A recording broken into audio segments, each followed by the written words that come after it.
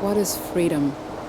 We tend to make ourselves feel much stronger, much bigger than we actually are, and when you get into a place where nature is so much stronger than you are, you just feel like a very small human being. Nature makes you humble. What is freedom? The cold, the wind, and the endless horizon. I'm not in control anymore. I'm overwhelmed by the sound of silence. Freedom is something that's very hard to define. So many times I've been scared to risk it all, to lose it all.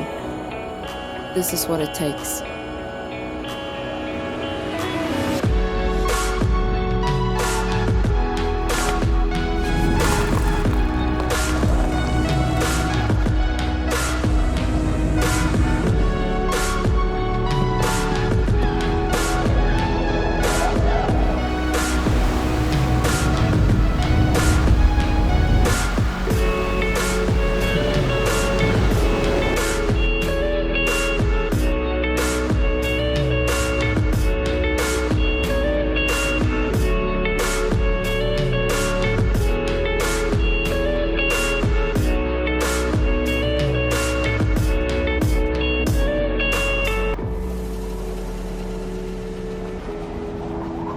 Now, Standing on the edge of everything.